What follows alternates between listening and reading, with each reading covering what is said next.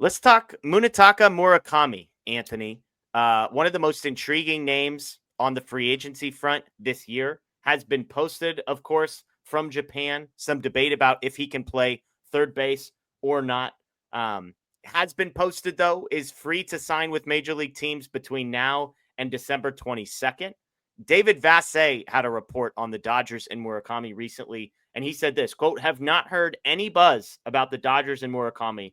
The one thing I've heard is that he doesn't hit velocity." Vassay went on to compare it to Haesung Kim, who they brought over last year, and kind of had to retool the entire swing because of his problems with velocity.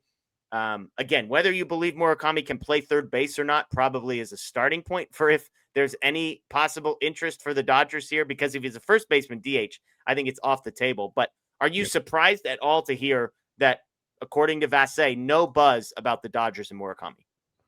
I'm not too surprised. I think that there just hasn't been a ton of buzz about him in general around Major League Baseball. Like, he posted, he's probably going to be signed, but I don't think anyone projects this guy to be like the superstar type of offensive player. I think that the buzz is causing right now.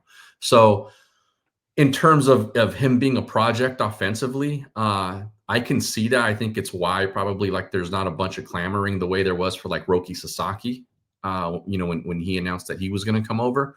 So, and he may be in a little bit of a different situation, obviously, but I just don't see the Dodgers using capital on him at this point.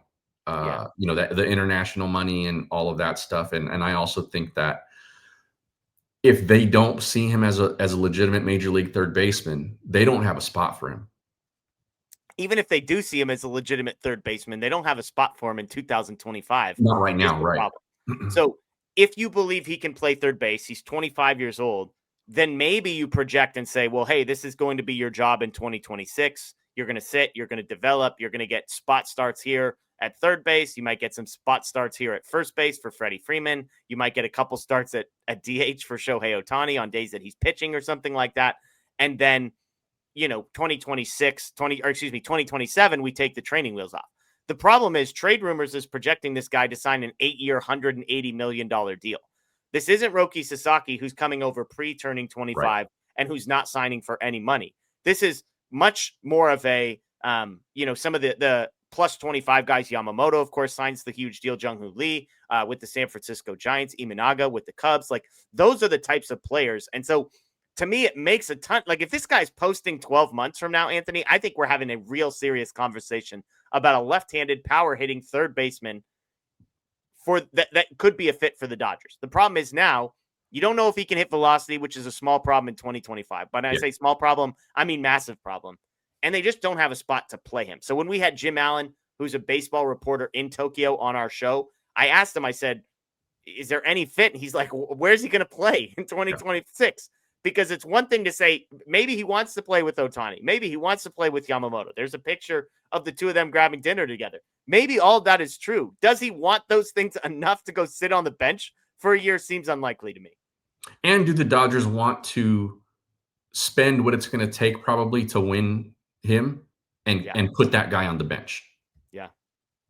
Yeah, it's a great question. I mean, and keep in mind the way the posting fee works. Whatever you pay him, whatever his contract is worth, the team that is posting him from NPB is going to get a portion of that. So they get 20% of the first $25 million, 17.5% for the next $25 million, and 15% from there. So, all that is ultimately going to add up to another $25-30 million that's going to have to be paid on top of the 8 for 180 or whatever he ultimately signs with. So again, David Vassay reporting that he has not heard any buzz on Murakami and the Dodgers connecting those two. And some of it might be related to serious concerns, not necessarily about whether he can play third base, although that might be a concern, but more so, can he hit velocity? Because if you can't hit fastballs over 95, that ain't going to work in Major League Baseball.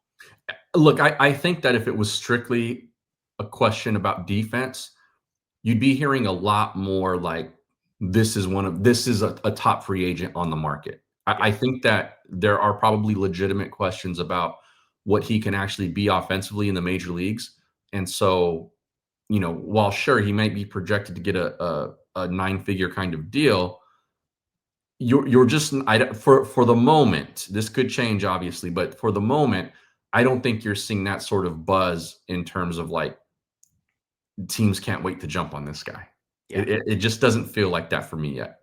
It's always hard to project guys coming over from different leagues because it's not just about numbers. It's more about like, how do you accumulate those numbers? So yes, this guy has incredible power, but again, what matters more is, can he hit velocity? But on the flip side, like, Trade Rumors has him as the number 4 free agent available in all of Major League Baseball. They have ahead of Alex Bregman, number 5, Framber Valdez, number 6.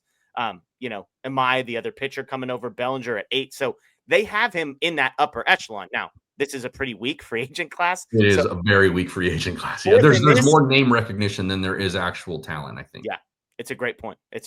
So we'll see. We'll see if the Dodgers end up playing a role in the Murakami sweepstakes. But for now, it seems like he is not a guy that is on the Dodgers' radar. Third.